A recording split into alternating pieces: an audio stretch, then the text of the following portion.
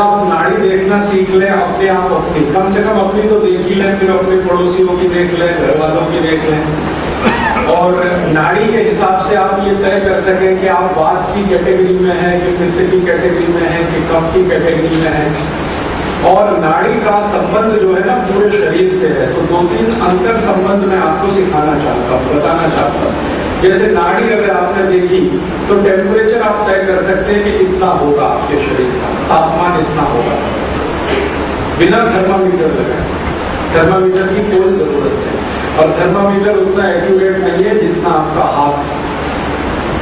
Thermometer dead है, मरा हुआ है, और हाथ जीवित है, इसमें स्पंदन है, जीवन है। तो हाथ से नाड़ी की परीक्षा करेंगे तो तापमान एक्यूरेट आएगा। आप जैसे घर में किसी को बुखार आ गया तो आप नाड़ी चेक कर लो, देख लो थर्मामीटर है तो नहीं है तो आप तुरंत तय कर लेंगे बुखार इतना होना चाहिए, फिर इतना बुखार है तो क्या दवा होनी चाहिए।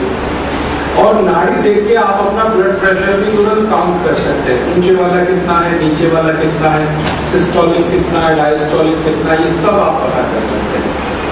और मैं कुछ 8-10 प्रकार की नाड़ियां बताऊंगा, वैसे तो बहुत प्रकार हैं, लेकिन आपको जितना समझ में आ सके, कम कंफ्यूजन हो, सरल भाषा हो। हालांकि नाड़ी सबसे जटिल शास्त्र है आयुर्वेद में, दवाओं के बाद मैंने दवाओं से भी ज्यादा जटिल शास्त्र है, बहुत जटिलता है इसमें, फिर भी थोड़ी सरल आसान भाषा।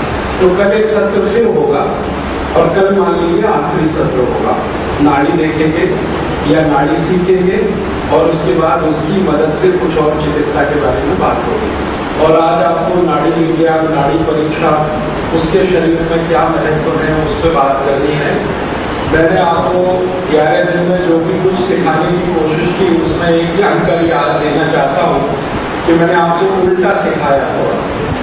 उल्टा से मतलब बागवती के हिसाब से ये सबसे पहले सीखना चाहिए, जो आज बात हो रही है ये सबसे पहले सीखना चाहिए। लेकिन मुझे ऐसा लगता है कि जो फंक्शनल नॉलेज है और एक थ्योरेटिकल नॉलेज है, तो फंक्शनल नॉलेज हमेशा इंटरेस्टिंग होती है, उसमें रोचकता होती है, और इसके कारण से अपना चित्त उसमें लगता है। थ्योरेटिकल नॉलेज थोड़ी बोरिंग होती है, अभी थोड़ी देर में आपको समझ में आ जाएगा।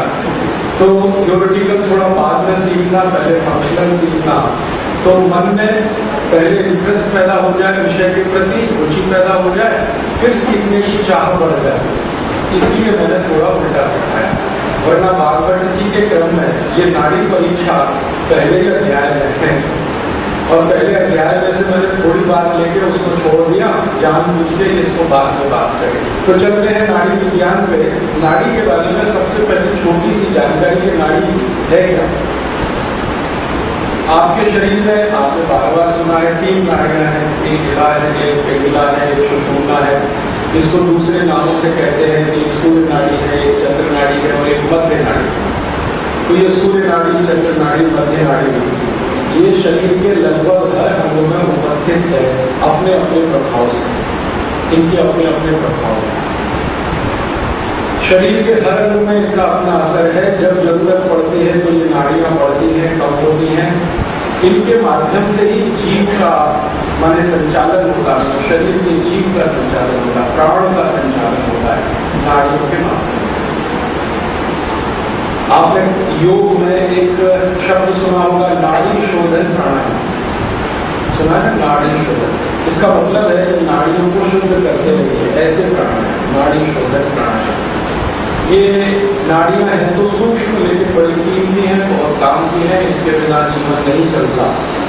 तो इसलिए इनकी शुद्धि रहे तो आप स्वस्थ हैं, लेकिन इनमें कोई दिक्कत ही है तो आप अस्वस्थ हैं।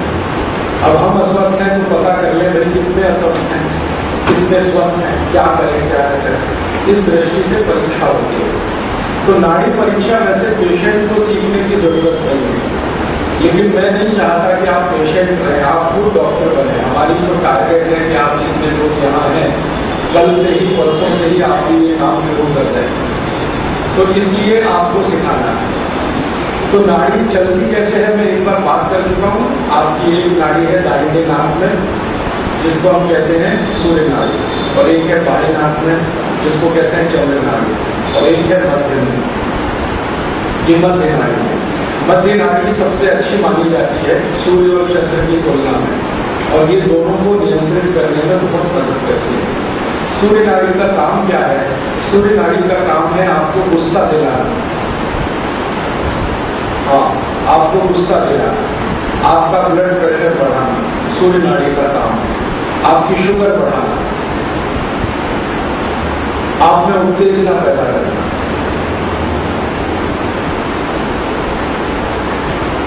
अब आप जितने खराब शब्द जानते हैं अपने जीवन में सब जान लीजिए ये सूर्य नाड़ी है।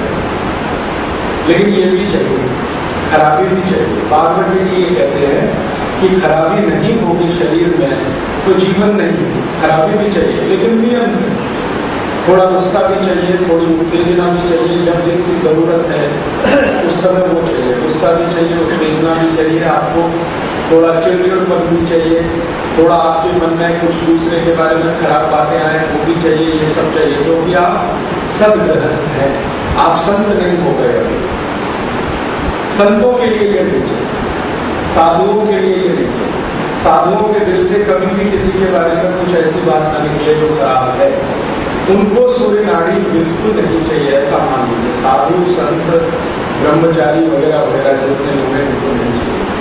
इनकी जिंदगी में चंद्र नाड़ी ही महत्व होती है, लेकिन आपके लिए चंद्र नाड़ी सारी महत्व की नहीं, सूर्य नाड़ी की महत्व की है। अगर सूर्य नाड़ी ठीक में नहीं होगी ना तो कोई बच्चा पैदा नहीं कर सकता। ये सूर्य नाड़ी का प्रताप है जो आप अपनी संतान को जन्म देते हैं। तो आप जान लीजिए कि जीवन आगे बढ़ रहा है तो इसी की ताकत पर बढ़ रहा है। तो उत्तेजना चाहिए, क्रोध भी चाहिए, ब्लड प्रेशर बढ़ा हुआ हो, ब्लड शुगर बढ़ी हुई हो, तो जब जरूरत पड़े तो ब्लड शुगर बढ़ जाए, जब जरूरत पड़े तो ब्लड प्रेशर बढ़ जाए, जब जरूरत पड़े तो आपके शरीर में गुस्सा आ जाए, जब जरूरत पड़े तो ये सब काम जरूरत के हिसाब से है।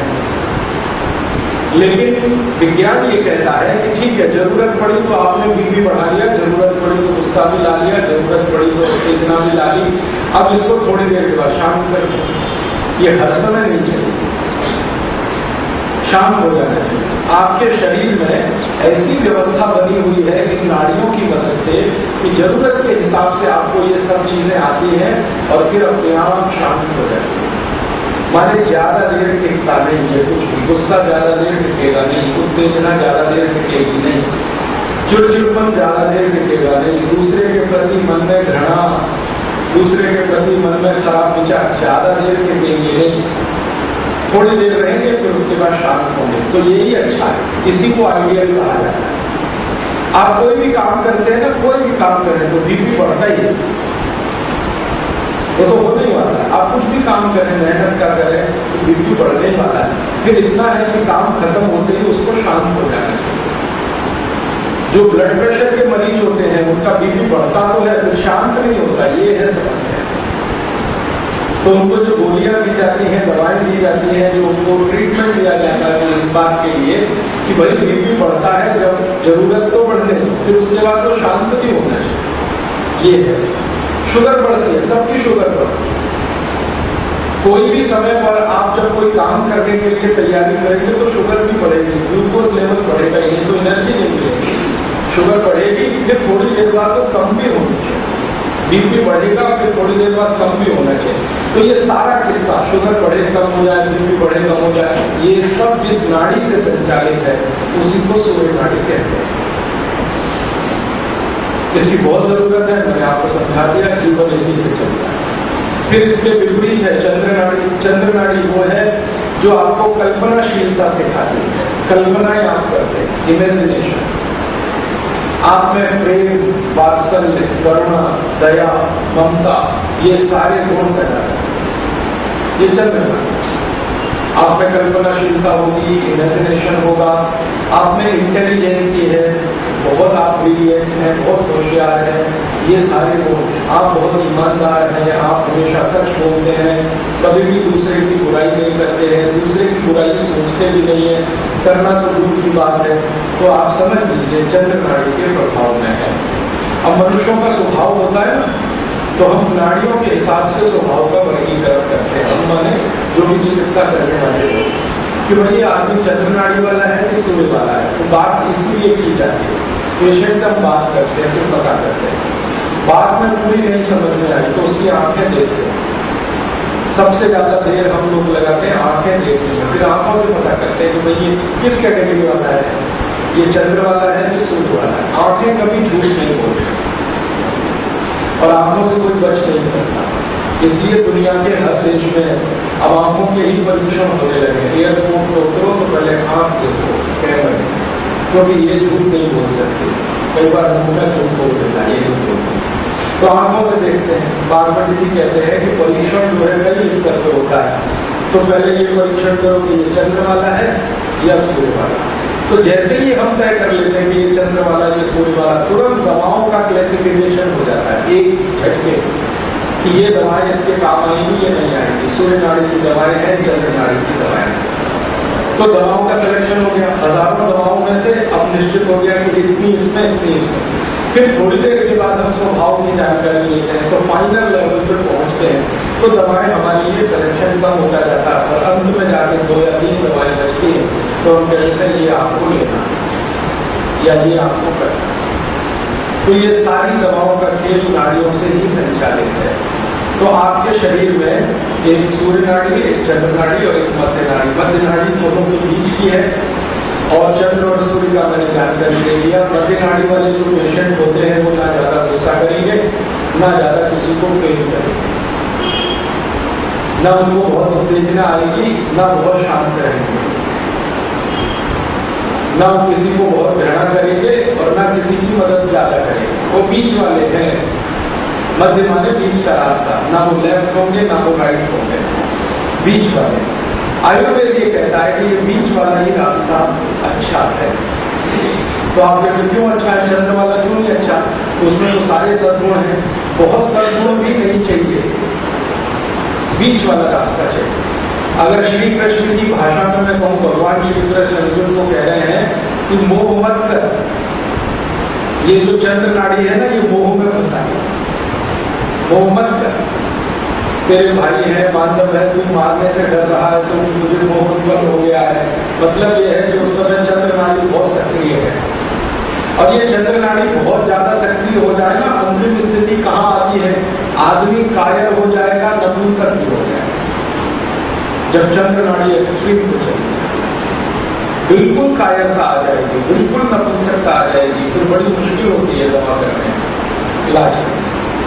तो बहुत ज्यादा उधर भी नहीं जाना है, चंद्र की तरफ बहुत ज्यादा सूर्य की तरफ भी नहीं जाना है, बीच में रहना। तो आप कोशिश करिए कि आपकी नाड़ी मध्य है, तो सब चीजें आपकी जिंदगी में संतुलित हों, सब चीजें संतुलित हों। तो संतुलित जीवन ही भारत का आदर्श है।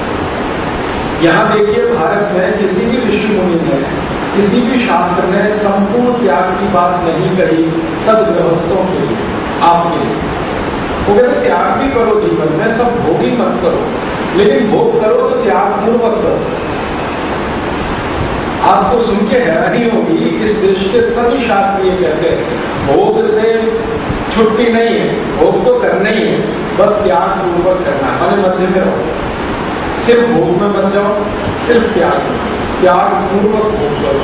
वो आपने सुना, ईशावास्यम इदं सर्वम यत्किंच जगत्याम जगत्तेन त्यक्तेन भूतिका मां हृदय कस्य। ये सारे चराचर जगत में जो भी है वो भगवान का दिया हुआ है, इसलिए इसका भोग तो करना है, लेकिन त्याग पूर्वक करना है। तो आपको कमंडल लेके हिमालय में नहीं जाना, आप लोगों के लिए नहीं है हिमालय, आपको तो यही रहना है, भोग भी करना है और जीवन भी चलाना है और त्याग के साथ चलना है। तो ये मध्य नाड़ी यही सिखाती है, त्याग पूर्वक भोग, ये मध्य नाड़ी सिखाती है। प्रेम पूर्वक गुस्सा, ये मध्य नाड़ी सिखाती है। या कराती, सिखाने से अच्छा शब्द इस्तेमाल करना करा। तो मध्य नाड़ी क्या कराएगी, त्याग पूर्वक भोग कराएगी, प्रेम पूर्वक गुस्सा कराएगी। ऐसे समझ लो माँ जैसी है ये मध्य नाड़ी। माँ जो है ना, अपने बेटे पे जरूरत पड़ेगी तो गुस्सा भी करेगी, और जब जरूरत होगी तो उसको क्या करेगी, जरूरत होगी तो उसको डांटेगी, जरूरत होगी तो फिर उसको समझाएगी, देखो ऐसे नहीं ऐसे होता। तो मध्य नाड़ी ऐसा मान लीजिए कि माँ में जितने गुण है वो मध्य नाड़ी वाले हैं। इमोशनल भी है लेकिन कठोर भी है, दोनों ही बातें हैं। माँ इमोशनल भी होती है और कठोर भी होती है। कठोरता आ जाए तो आप कल्पना नहीं कर सकते 10 मिनट के लिए नहीं माँ है, हाँ, क्योंकि मध्य नाड़ी। तो स्त्रियों के बारे में थोड़ी आज बात आगे बढ़ रही है। स्त्रियों के बारे में भागवत जी कहते हैं कि सामान्य रूप से जो स्वस्थ स्त्रियां हैं उनकी मध्य नाड़ी ही प्रबल है, सामान्य। और सामान्य रूप से जो पुरुष हैं उनकी सूर्य नाड़ी प्रबल है, सामान्य रूप से। ये नेचर में है। अब ये क्यों है, इसका कोई एक्सप्लेनेशन नहीं है। सामान्य रूप से पुरुषों की सूर्य नाड़ी प्रबल है और सामान्य रूप से बच्चों की चंद्र नाड़ी प्रबल है। बच्चों में आप देखिए इमेजिनेशन सबसे ज्यादा।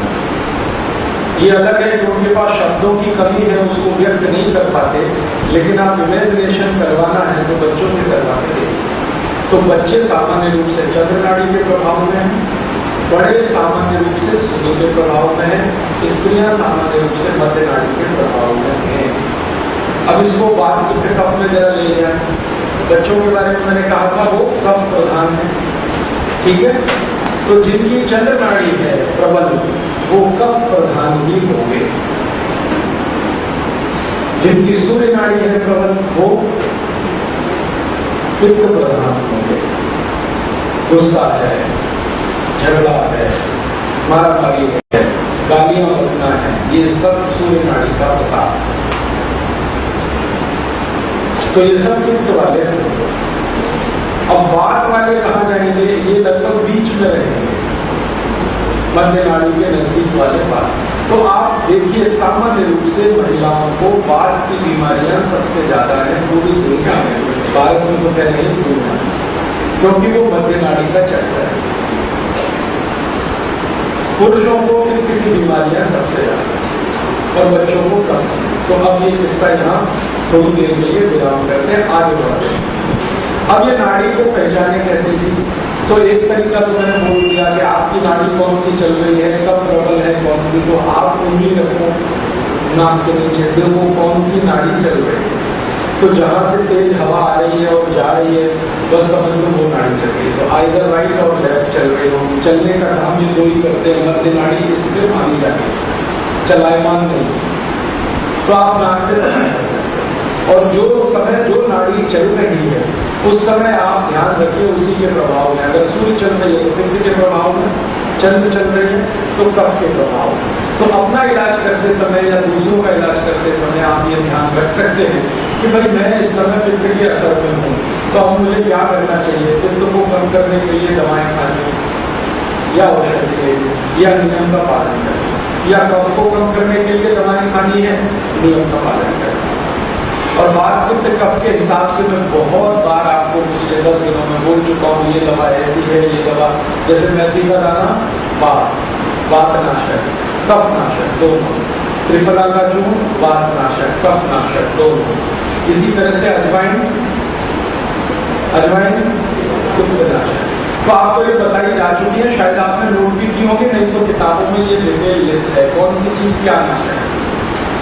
अब आपको आगे थोड़ा बढ़ के बात करता हूं। हाँ, आगे बढ़कर एक छोटी सी बात कहते बीच में थोड़ी देर के लिए ब्रेक देना है कि ये नाड़ियां नाक से पता हो गई, ये सबसे आसान है, इसमें कोई कठिनाई नहीं, बस उंगली रख के पता हो गई। बस ध्यान रखना है कि कौन सी चीज कब आए। मान लो बात नाड़ी है, सॉरी कफ नाड़ी है, चंद्र नाड़ी है, और आपने कोई ऐसी चीज खाई जो कफ बढ़ाए तो आपके लिए उल्टा हो जाए। तो ध्यान रखें कफनाशक, मैंने किताबों में हर जगह हर दवा के साथ ब्रैकेट में नहीं तो साथ में लिखा है कफनाशक, वातनाशक, पित्तनाशक। ये नाशक शब्द का ध्यान रखना है किताब पढ़ते समय, पुस्तकें पढ़ते समय, या तो साइड में लिखा है नहीं तो ब्रैकेट करके लिखा हो। कोई भी दवा ऐसी लिखती नहीं है किताब में जिसके बारे में पता नहीं कि कफनाशक या वातनाशक या पित्तनाशक। तो नाड़ी के बारे में इतना ध्यान रखना है कि जो चल रही है उसकी उल्टी दवा, नाड़ी चल रही है चंद्रमा की, तो ध्यान रखो कि इसको कंट्रोल करने के लिए दवा देंगे आपको। तो ये एक तरीका है नाड़ी को देखने का। दूसरा तरीका है जो ज्यादा लोग इस्तेमाल करते हैं, वैद्य हैं, चिकित्सक हैं, वो आपकी नब्ज देखते हैं। नब्ज देख के नाड़ी पता चलती है।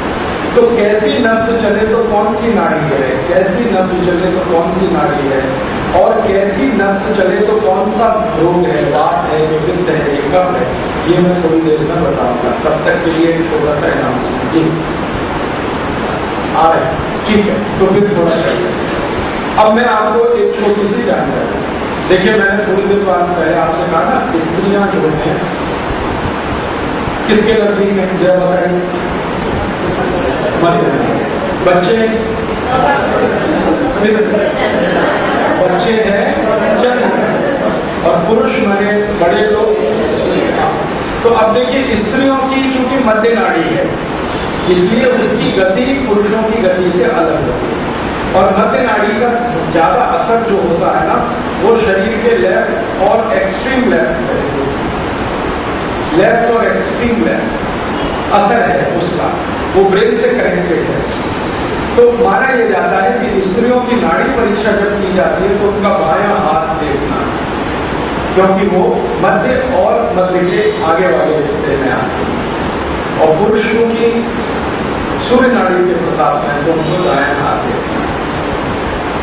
तो कभी पुरुष की नाड़ी देखनी है हाथ लगा के तो दाहिने हाथ को ही पकड़ना है, और स्त्री की देखनी है तो बाएं हाथ। घर के लोगों के साथ करिए, छोटे बच्चों के साथ करिए, जैसे भी मिले इसका अभ्यास करते रहिए। दिन में 15-20 मिनट भी अभ्यास किया तो 8-10 दिन में बराबर आप इस पे हाथ रखिए और गिनना शुरू कर देंगे।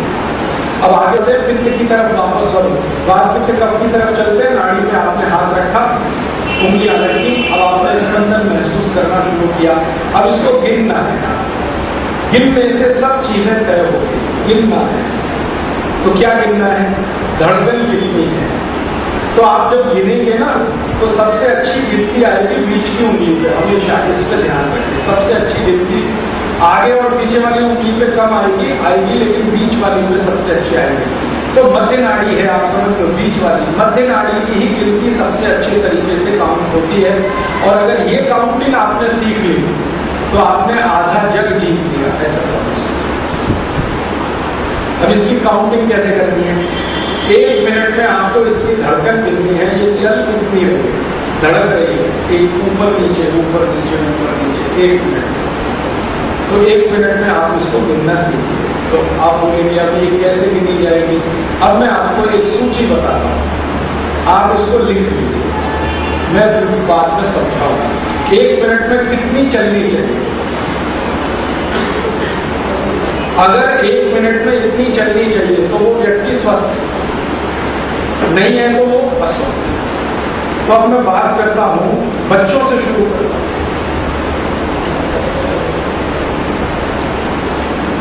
लिखेंगे इसको, छोटे बच्चे हैं उनकी 1 मिनट में कितनी चलनी चाहिए, धड़कन कितनी है, आपको वो स्वस्थ है अस्वस्थ है इसको तय करना।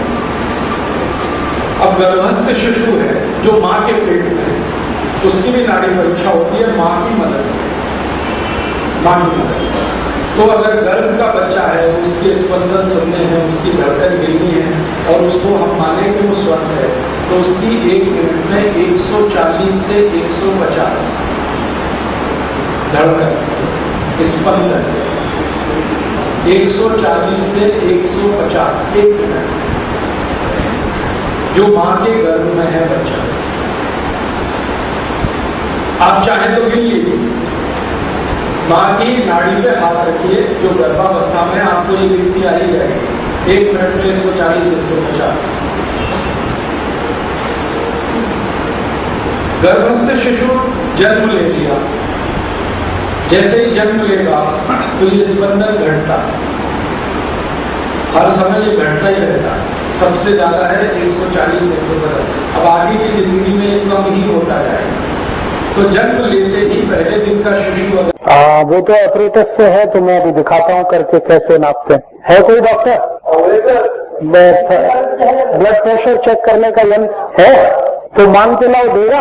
या उसको बोलो, डॉक्टर को बोलो कि सबको सिखाने का है। आजकल क्या हुआ है, एक इलेक्ट्रॉनिक उपकरण आ गया है, मुश्किल से 1-1.25 रुपए का आता है, तो वो एकदम सीधे बताता है, डिस्प्ले सीधे आ जाता है। आप उसको लगाओ, पट्टी बांधो और पंप करो हवा, तो वो सीधे बता देता है कि आपका उच्च रक्तचाप इतना है, दबाओ, निम्न रक्तचाप दबाओ, एक ही सेकंड में बता देता है। तो वो आप चाहो तो खरीद के घर में रख लो, 125 रुपए का है। वो यही कहते हैं ब्लड प्रेशर नापने का यंत्र, बीपी ऑपरेटस कहो उसको, ऑपरेटस यंत्र, ब्लड प्रेशर नापने का यंत्र। उसमें ऊपर लिखा रहता है एक डायस्टोलिक माने हाई, सिस्टोलिक लो, ऐसा उसमें लिख के आता है। 72 से 74 सामान्य है। नहीं, वो मत जाइए उसमें, 90 का कैलकुलेशन मत करिए, इसमें कंफ्यूजन होगा। आप सीधे नाड़ी की गिनती करिए। 1 मिनट में 72, 74, 75 तक है तो सामान्य है, 80 के ऊपर है तो हाई है, और 72 के नीचे है तो लो है। नाड़ी गिन लीजिए, ये सबसे सरल है, यंत्र से भी सरल है। और यंत्र कई बार खराब हुआ तो धोखा देता है, नाड़ी किसी की धोखा नहीं देते।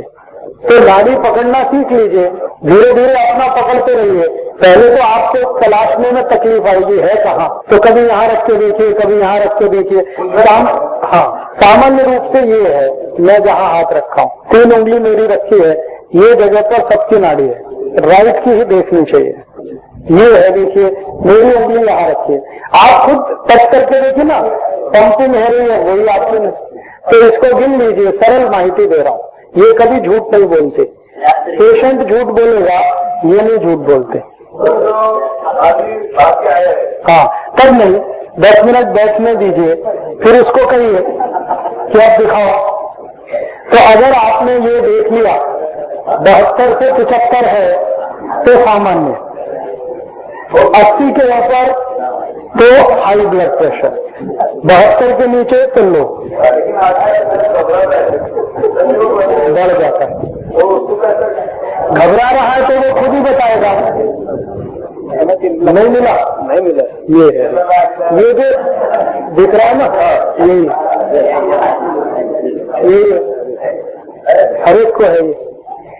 तो आप जो है नाड़ी से देख के चेक करेंगे ना तो धोखा नहीं आता, लेकिन वो इंस्ट्रूमेंट धोखा देता है। कई बार खराब हो गया तो 320 बीपी दिखा देता है, 320 में आदमी मर जाता है, लेकिन वो दिखा देता है कि आपका 320 है। अभी मेरा हुआ था बंबई में, मैं मेरे दोस्त के घर में बैठा था, वो डॉक्टर है, तो उसने नया नया लाया, उसने कहा राजीव भाई मैं खरीद के लाया अभी। मैंने कहा चलो मैं मेरा चेक करता हूं, तो मैंने मेरे को लगाया तो हाई बीपी मेरा 320 आया, आना चाहिए 140, आ गया 320। अब वो तो कहे यार क्या हो रहा है तुमको, अभी एडमिट करना पड़ेगा आईसीयू। मैंने कहा तुम चुपचाप बैठो, मुझे कुछ नहीं हो रहा। तो फिर कहने लगा कैसे, मैंने कहा पल्स देखो मेरी, तो पल्स निकाला तो 74। तो मैंने कहा कि समझ में आया, ये इंस्ट्रूमेंट गलती कर देता है, नाड़ी कभी गलती नहीं करती। तो इसलिए नाड़ी देखना सबसे अच्छा है।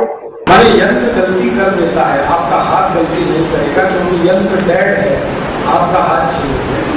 तो आपने नाड़ी का कैलकुलेशन कर लिया, अब इससे आप नापेंगे ब्लड का प्रेशर, बीपी हाई है, बीपी लो है। ब्लड प्रेशर के बाद क्या आएगा, ब्लड प्रेशर के बाद आप तय करेंगे कि ये आदमी किस कैटेगरी में जाएगा, ये वात वाला है, ये पित्त में चला गया, या ये कफ में आ गया। उसके बाद आप चिकित्सा कर पाएंगे परफेक्ट, थोड़ी अच्छी, बेहतर। तो ये हुआ कैलकुलेशन 1 मिनट का। अब जरा आगे चले कि 1 मिनट में अगर नाड़ी इतनी है तो फिर हमारे टेम्परेचर की स्थिति जरा देखिए, माफ करिए, ब्लड प्रेशर के पहले टेम्परेचर देखिए, तापमान, बुखार आया है नहीं आया है। तो आपको मैंने कैलकुलेशन दिए, मान लो नाड़ी 60 है, 1 मिनट में 60, ठीक है।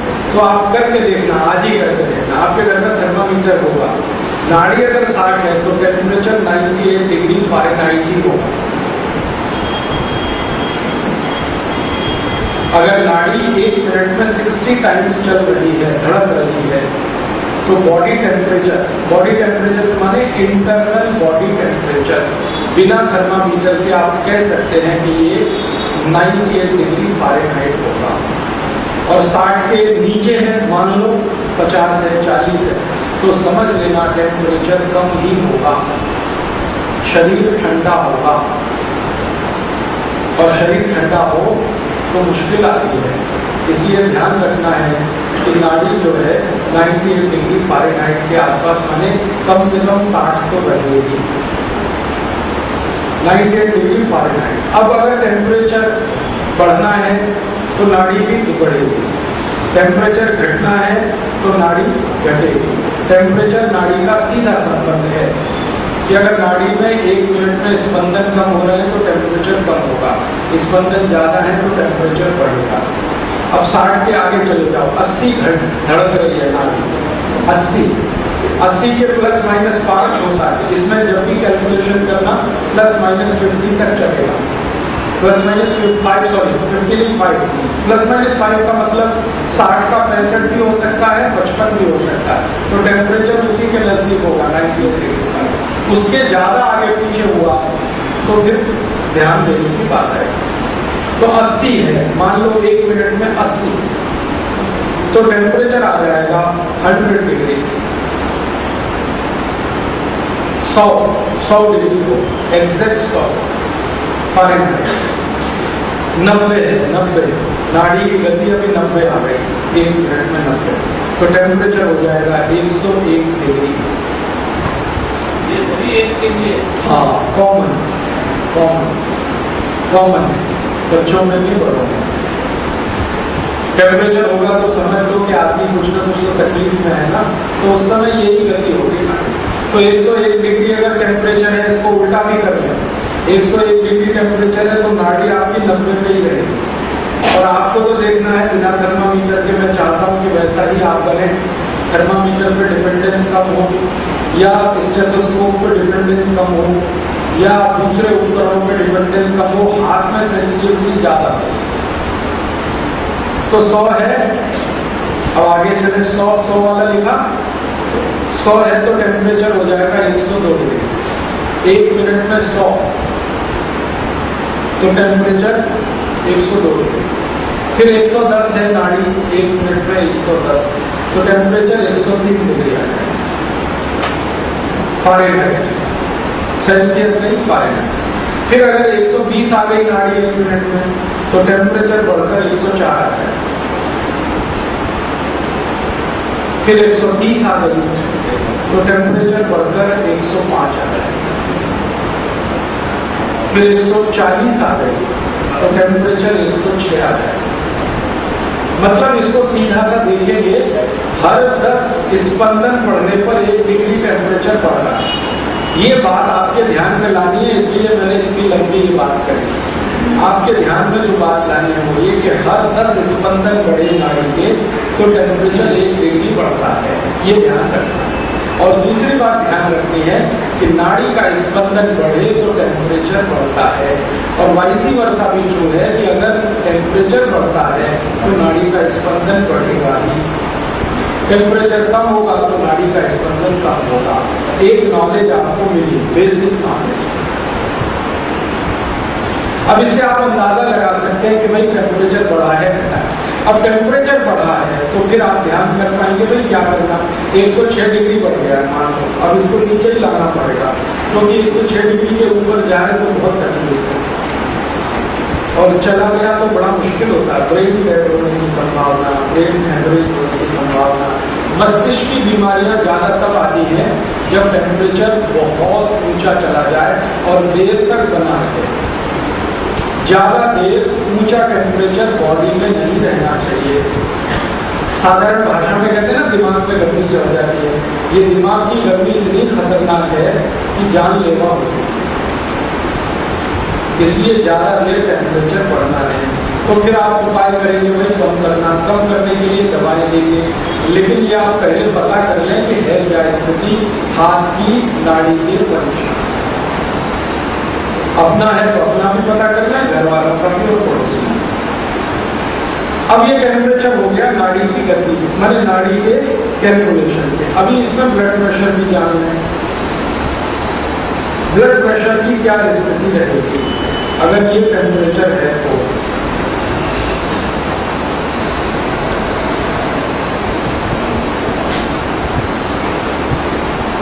कॉम्प्लिकेटेड तो नहीं हो रहा है? वो तो बता देना, क्योंकि मैं एक साथ बोझा नहीं डालना चाहता, जितना आप रिसीव करें। मैं पहले इससे और एक सरल जानकारी दे दूँ, फिर आप इसमें थोड़ा जाए, सरल से कठिन में जाना चाहिए। और एक सरल जानकारी दे दूँ, पहले आपको एज के हिसाब से बता दूँ कि ब्लड प्रेशर क्या रहना चाहिए एज के हिसाब से। इस उम्र में कितना रहना चाहिए, इस उम्र में कितना रहना चाहिए, इस उम्र में कितना रहना चाहिए। जैसे मैंने थोड़ी देर पहले बताया, बच्चा है, जन्म लिया तो इतना बार नाड़ी उसकी धड़कती है। अब अगर बच्चा है तो उसका बीपी कितना है? इसमें थोड़ी सी एक चीज है जो यूनिक है कि मां के गर्भ में जब बच्चा है तो उसका बीपी उतना ही होगा जितना मां का है। आखिरी दिन तक जब तक वो मां के पास है, गर्भ में है, तब तक उसका बीपी उतना ही होगा जितना मां का। तो ये बात तो कॉमन है। इसके आगे चले, जन्म ले लिया, अब उसका अपना स्वतंत्र बीपी होगा।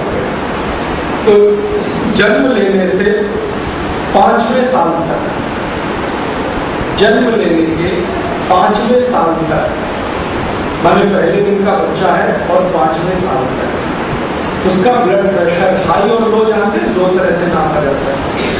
ये तो कॉमन हो गया, इसलिए अब इसमें डिटेल में। तो जो हायर लिमिट है ब्लड प्रेशर की वो होगी 81 और लोअर लिमिट होगी 45। बीपी की हायर लिमिट 81, लोअर लिमिट 45। जन्म से 5वें साल, 1, 2, 3, 4, 5। उसके बाद 5 साल से लेकर 10 साल तक, 5 से लेकर 10 साल तक ब्लड प्रेशर की हायर लिमिट होगी 90 और लोअर लिमिट होगी 53। 5 से 10। उसके बाद 10 से 15 साल तो ब्लड प्रेशर की हायर लिमिट होगी 100 और लोअर लिमिट होगी 62।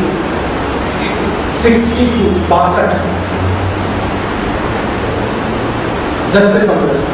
अब 15 से 20 साल की रेंज में जब बच्चा है तो उसकी हायर लिमिट है ब्लड प्रेशर की 110 और लोअर लिमिट है 71। ये सारे आंकड़े जो है ना भारत के हिसाब से, यूरोप में जाएंगे तो ये बदल जाएंगे, अमेरिका में भी बदल जाएंगे, कनाडा में बदल जाएंगे। ब्लड प्रेशर की उनकी हायर लिमिट अलग है, लोअर लिमिट अलग है। ये अपने देश के हिसाब से। तो 15 से 20 बता दिया। 15 से 20 एक ग्रुप में हो जाएगी 110 और 71। Higher limit 110, lower limit 71। अब उसके बाद चले 20 से 30 साल की उम्र में।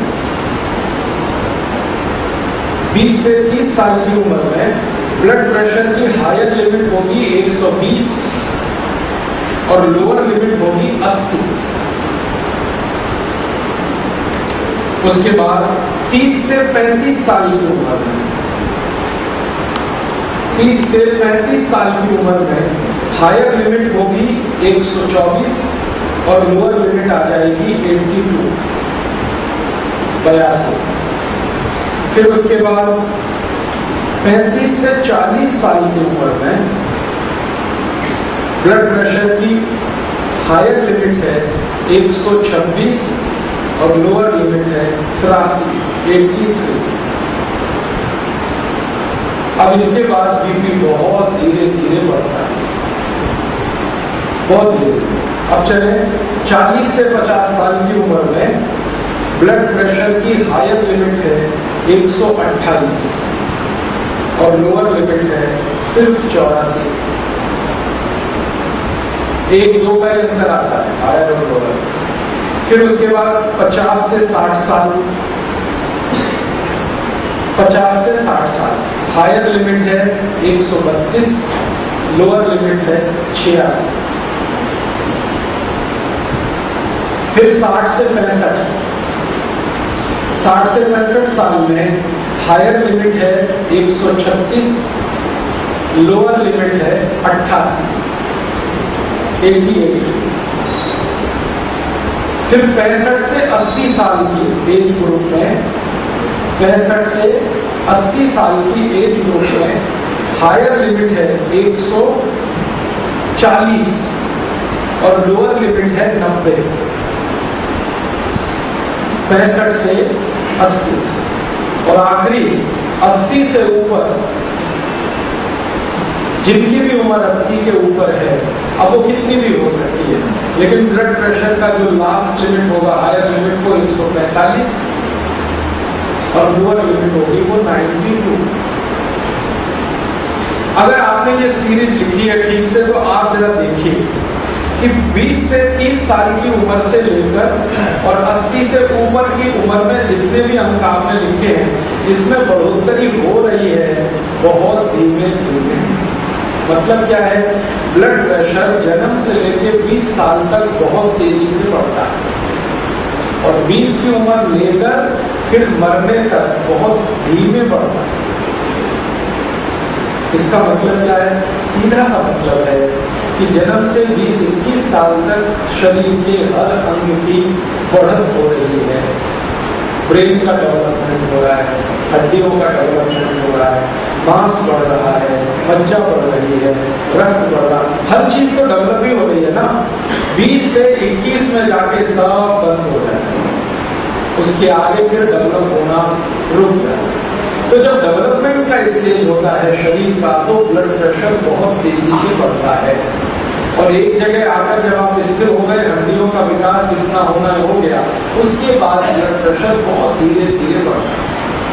ठीक है, अब आप किसी डॉक्टर के पास नहीं जाएंगे आज के बाद बीपी चेक कराएंगे, आप खुद चेक करेंगे। कैसे करेंगे, सूची आपके पास है, इससे इस एज ग्रुप में है तो कितना होना चाहिए और इंस्ट्रूमेंट उसके बाद ही इस्तेमाल करें। आपको थोड़े दिन में बीपी भी हाथ से ही चेक कराना सिखाता हूं। जब आपको नाड़ी अच्छे से पकड़ना आ जाएगी ना तो बीपी का कैलकुलेशन भी बहुत परफेक्ट होगा। हमारे सारे वैद्य यही करते हैं, हाथ पकड़ के ही सब चीजें तय करते हैं, वो कोई इंस्ट्रूमेंट इस्तेमाल नहीं करते क्योंकि बागवती जी ने कह दिया कि हाथ से बड़ा दुनिया में कोई इंस्ट्रूमेंट है नहीं। जितनी सेंसिटिविटी, जितनी संवेदनशीलता इन उंगलियों में है, हाथ में है, वो किसी इंस्ट्रूमेंट में नहीं हो सकता क्योंकि सारे इंस्ट्रूमेंट हाथ के ही बने हुए हैं। तो जिसने बनाया है इंस्ट्रूमेंट को वो ज्यादा सेंसिटिव लिविंग है, जीवित चीज है, इसलिए हाथ के कैलकुलेशन गलत नहीं पड़ेंगे, मशीनों पे तो गलत पड़ेंगे। कई बार आप मशीन पे जाते हैं, बहुत सारी चीजें चेक कराते हैं, अब आप बड़े परेशान हैं, डॉक्टर कहता है सब नॉर्मल है, मशीन फेल हो गई, फिर आप परेशान क्यों हैं अगर सब नॉर्मल है। या कई बार बहुत चीजें नॉर्मल कर देगा लेकिन आप नाड़ी देखेंगे तो पता चलेगा कि नॉर्मल ही है हमारा। तो कंफ्यूजन अब नहीं होना चाहिए, आपको डॉक्टर के पास जाकर ब्लड प्रेशर चेक कराकर कोई कंफ्यूजन नहीं आना चाहिए। हमें मालूम है इससे इस एज ग्रुप में बीपी इतना रहता है, हायर लिमिट ये, लोअर लिमिट ये। अब हमारे भारत के तापमान और तासीर के हिसाब से ये जो ब्लड प्रेशर की हायर और लोअर लिमिट्स हैं इसमें भी ±5 है। ±5 का मतलब, अब मैं लास्ट लिमिट बात करता हूँ। मान लो 80 के ऊपर की उम्र है तो 145 हायर लिमिट है बीपी और 92 लोअर लिमिट है। इसमें 5 आप जोड़ सकते हैं, 5 बचा सकते हैं। 145 में 5 जोड़ेंगे तो कितना हो गया, 150 और 92 में 5 जोड़ेंगे तो हो जाएगा 97। इसी तरह से 145 में से 5 घटाएंगे तो 140 और 92 में से 5 घटाएंगे तो 87। तो ये ±5 चलेगा, माने 5 ऊपर 5 नीचे, बीमारी का कारण नहीं बनेगा। सभी में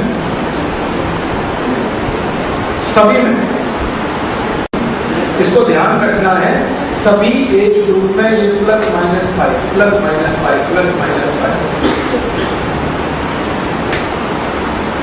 तो इसको ध्यान रखें कि अगर एज ग्रुप के हिसाब से ±5 ऐड करने से, घटाने से ब्लड प्रेशर की रेंज आ रही है तो उसको स्वस्थ ही मानना, कोई बीमारी का शिकार आप मत मानना और उसका कोई इलाज करने के लिए प्रयास मत करना।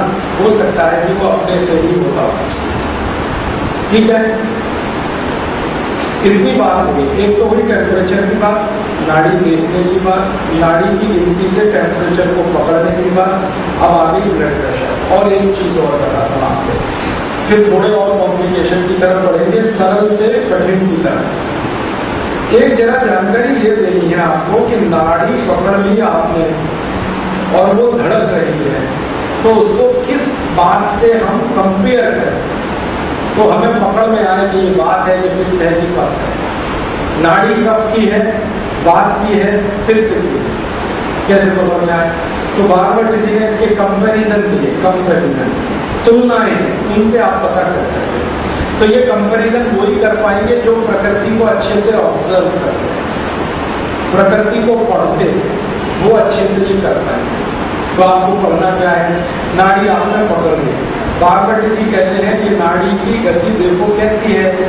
अगर नाड़ी सर्प की तरह से चल रही है, सर्प कैसे चलता है, ऐसे ये तरीका है सर्प का चलना, हमेशा टेढ़ा होकर चले, सीधा चलिए, क्योंकि शरीर वैसा नहीं है।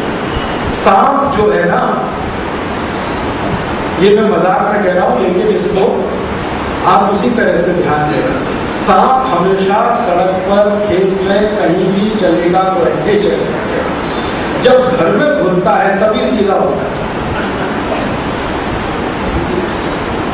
आप देखोगे जब वो बिल में घुसेगा तो बिल्कुल सीधा हो जाएगा, और बिल के बाहर रहेगा तो टेढ़ा होगा।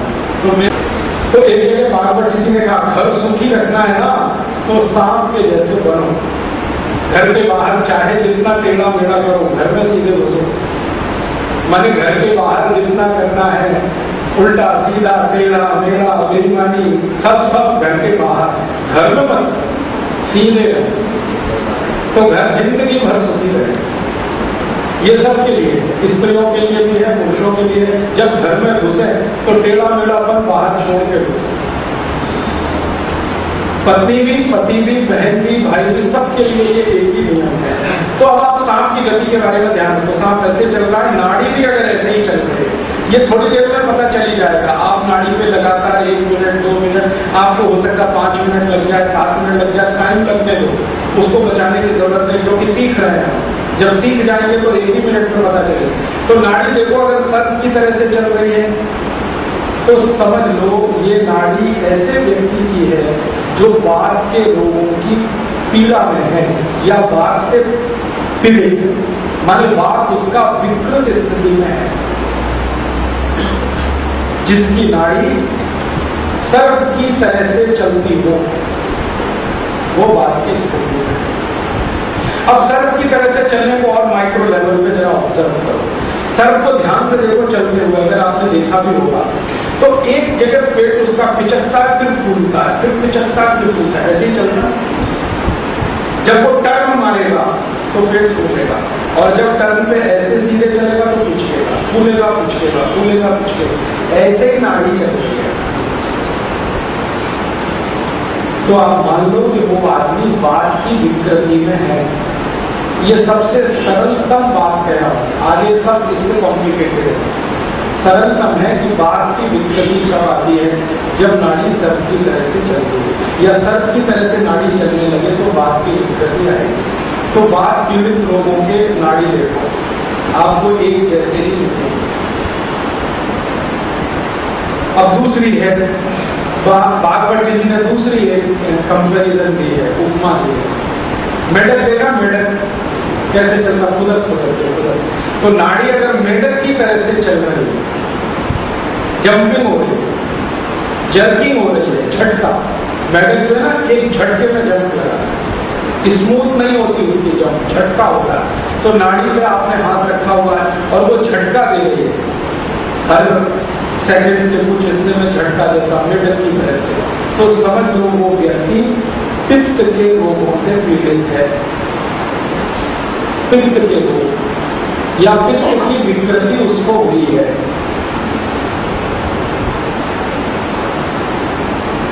और तीसरी है मोर देखा, मोर कैसे चलता है, आराम से एक कदम रखा, फिर दूसरा कदम, फिर तीसरा कदम, गति मंद होती है। मोर जो है ना तेज से नहीं चलता, धीरे धीरे धीरे धीरे धीरे धीरे, और उसके चलने में बड़ी लय है, रिदम है, जबरदस्त रिदम है।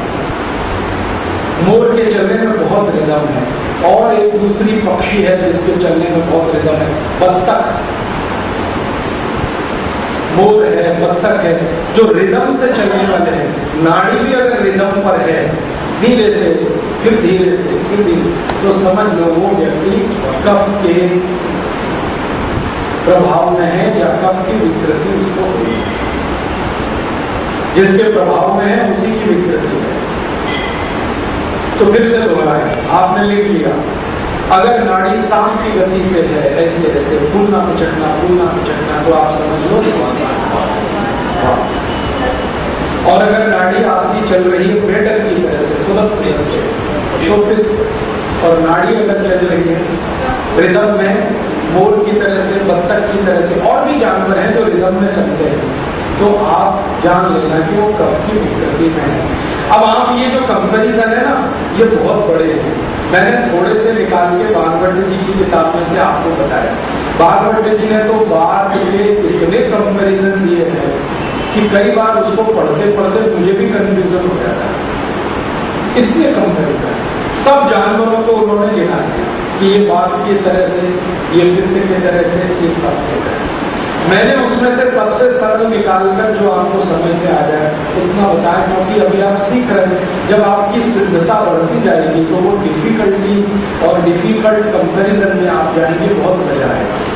अब खाली बात पित्त कफ ही नहीं है, आगे के बारे में जब बात चलेगी तो बागवती जी कहते हैं कि बात और कफ भी हो सकता है, कफ और पित्त भी हो सकता है, पित्त और बात भी हो सकता है। ये आपस के तीन और कॉम्बिनेशंस बनते हैं, तो उसमें सब में नाड़ी की गति बदलेगी। बात पित्त वाला है तो एक हो जाएगी, पित्त कफ वाला है तो एक हो जाएगी, लेकिन उसमें कभी बाद में बात करेंगे, ज्यादा कंफ्यूजन है।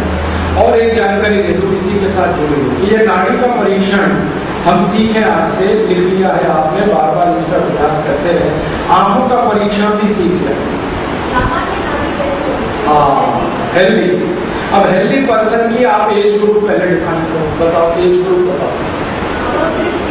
अबव 60, अबव 60, तो अबव 60 में आप जरा पढ़ो, क्या लिखवा रहा मैंने आपसे, आपको ही बताता हूँ कैसे निकालेंगे। अबव 60 पे आ जाओ।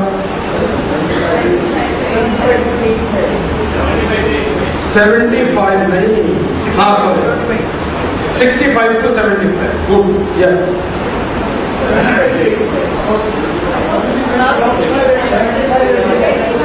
65 to 75, ये आप ध्यान रखो, या 75 to 85, अब 60 जाएगा ना 75 से 85 वाले रेंज में। अब हमको अब 60 कैलकुलेशन, सपोज पर बहुत अच्छा बात आ गई, उदाहरण भी आ गया। अब हमको ध्यान रखना है कि 60 से 80 के बीच में, 90 के बीच में, 100 के बीच में कितनी लिमिट, तो एक लिमिट है 75, दूसरी 85, कम से कम 75, अधिक से अधिक 85। इसका मीन निकालो, बस वो ही है आइडिया। मीन निकालो मतलब दोनों को जोड़ो, दो का भाग दो, एवरेज कहते हैं ना। वैसे एवरेज बहुत खराब शब्द है, लेकिन समझाने के लिए, तो आप दोनों को जोड़ दो, 75 और 85 को जोड़ दो, 2 से भाग दे दो, जो अंक आएगा वो आइडियल 60 से ऊपर, ठीक है। अब फिर 60 से नीचे की रेंज में कोई बात करेगा, मान लो मैं बात करता हूं, थोड़ी देर के लिए मेरे प्रश्न का उत्तर दो। 75 साल की उम्र है, क्या करेंगे? वही तरीका है, आप रेंज में है 60 से 80 के, तो आपको वही करना पड़ेगा, दोनों को जोड़ो, दो का भाग है, ठीक है। ऐसे मान लो मैं बात कर रहा हूं 55 साल के हैं आप, बस 65 से 75 वाले एज में जाएंगे, वाले ग्रुप में जाएंगे, दोनों को जोड़ेंगे, दो का भाग दे देंगे, जो अंक आएगा वो आएगा आपको। तो ऐसे आप कैलकुलेट कर देंगे। और टेम्परेचर के हिसाब से नाड़ी के हिसाब से टेम्परेचर आप करना चाहिए, सरल बातें हैं, ज्यादा नहीं। फिर आपको नाड़ी कैसे चल रही है इसके बाद पित्त कफ तय कर लेंगे, और बाद पित्त कफ जब तय हो गया तब आपका मेडिसिन तय हो जाएगा कि आपको अब कौन सी दवा लेनी है, जो वातनाशक है, पित्तनाशक है, कफ। हाँ जी, एक नाड़ी is equal to pulse, yes, 72 pulse करके बोल, हाँ 72 जो है ना, बहुत अच्छा सवाल है। 72 जो पल्स है वो आपको मैं एक जानकारी देना चाहता हूं, यूरोपियन अमेरिकन स्टैंडर्ड से है, यूरोपियन अमेरिकन स्टैंडर्ड से है। हमारे भारत के सभी डॉक्टर जो MBBS पढ़ते हैं, सब के सब वही सिलेबस पढ़ते हैं लगभग जो यूरोप और अमेरिका में है। और जो स्टैंडर्डाइजेशन है, स्टैंडर्डाइजेशन को यूरोपियन अमेरिका है। भारत में थोड़ा अंतर आएगा, हर बार अंतर आएगा, बीपी में भी अंतर आएगा, टेम्परेचर में भी अंतर आएगा, पल्स में भी अंतर आएगा। तो डॉक्टर जो बता रहा है वो है जो उनके टेक्स्ट बुक में उसको पढ़ाया गया और सिखाया गया। टेक्स्ट बुक सभी की सभी यूरोपियन अमेरिकन यूनिवर्सिटीज के स्टैंडर्ड पे बनी हुई है। भारत के स्टैंडर्ड पे जो टेक्स्ट बुक बनी है वो एक ही जगह से छपी है या आज तक हमको पढ़ने को मिली है।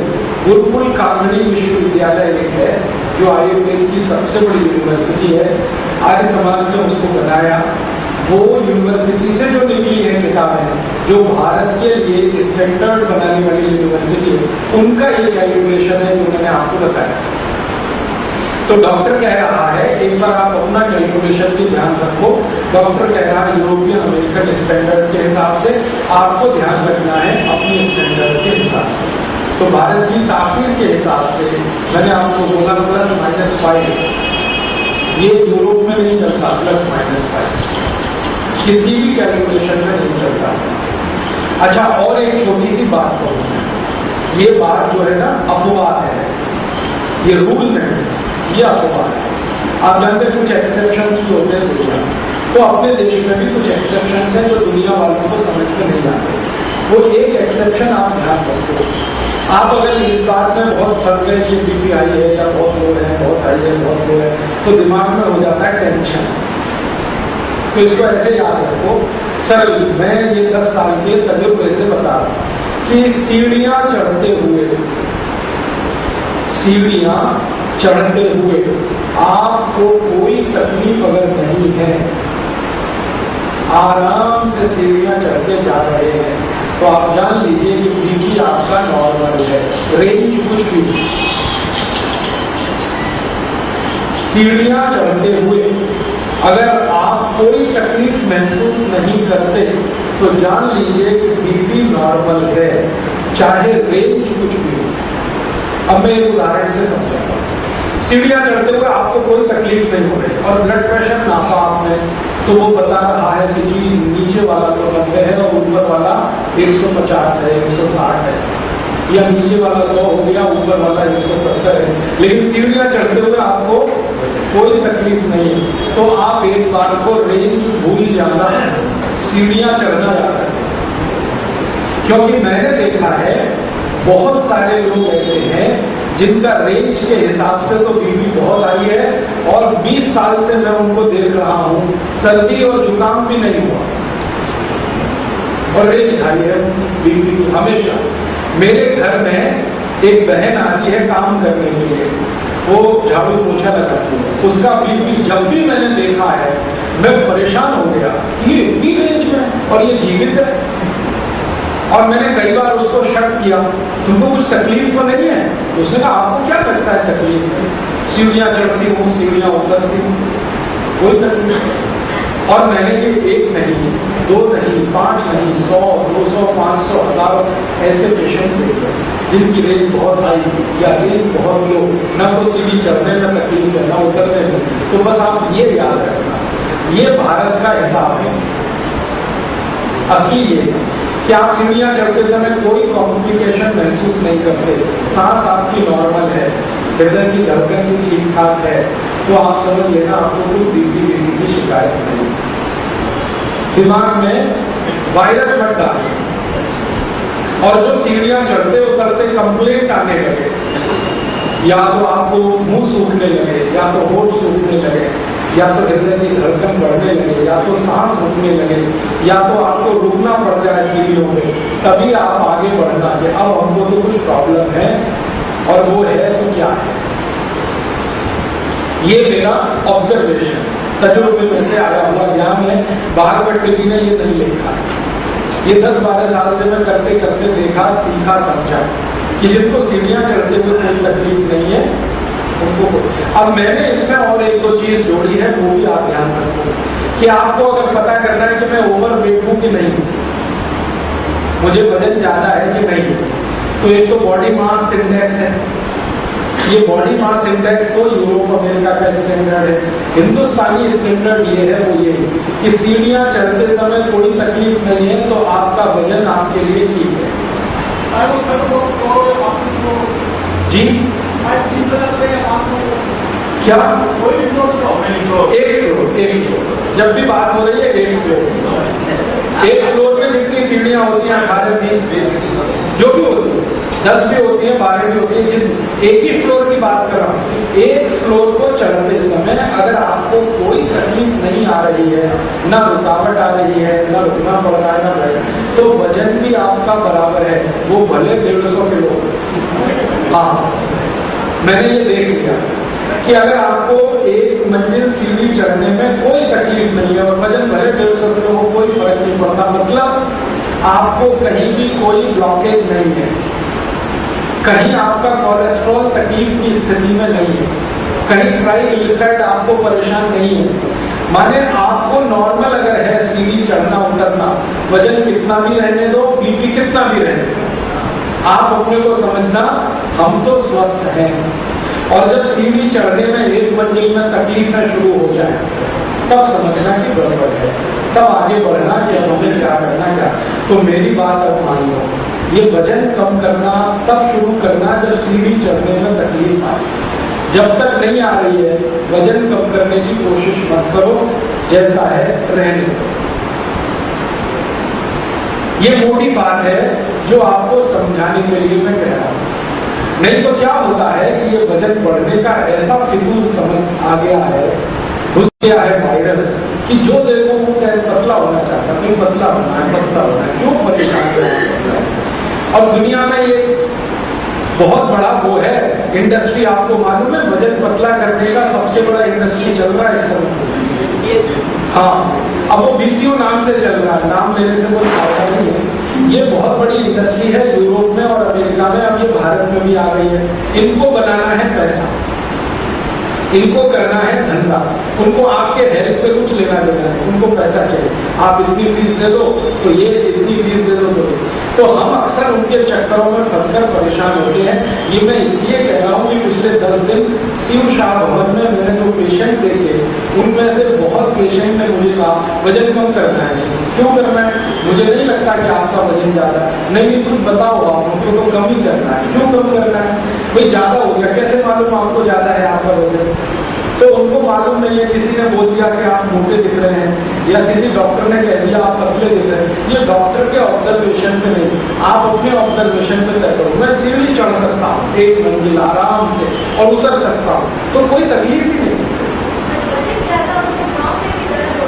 अगर चढ़ने में हो रहा है तो दर्द होगा ना। अब मान लो वजन ज्यादा सच में है, एक थोड़ी देर के लिए कल्पना करो वजन ज्यादा ही है, तो निश्चित रूप से सीढ़ी चढ़ने में पांव में दर्द आएगा, घुटने में दर्द आएगा, हो सकता है कमर में भी दर्द आ जाए, सांस बहुत तेज चलने लगे, हांफनी बहुत तेज हो जाए, ये सब आएगा। तो आप जानना कि वजन ज्यादा है ही, तो कम करना है। और कितना कम करना है?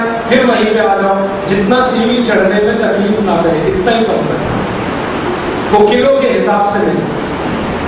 भाई मैंने थोड़ी देर उपवास करके या थोड़े दिन उपवास करके वजन कम किया, फिर चढ़ के देख लो सीढ़ी बराबर बैठती है तो बस वहीं पे रखना है अपना वजन, उसके आगे कम नहीं करना। ये वजन कम कर देने से भी बहुत तकलीफें आप शायद जानते हैं।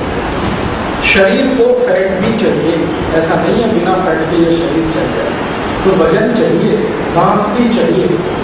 ऐसा नहीं है कि आप बिल्कुल पतले दुबले, जो पतले दुबले हैं ना उनकी अपनी समस्या है, आपको मालूम है। कोई माँ बहुत पतली दुबली होना तो बच्चे और माँ दोनों की जान के लिए तकलीफ है।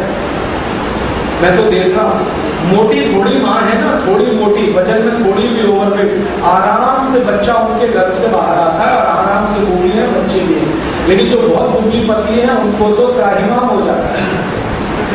इसलिए बहुत पतला होने की कोशिश मत करिए।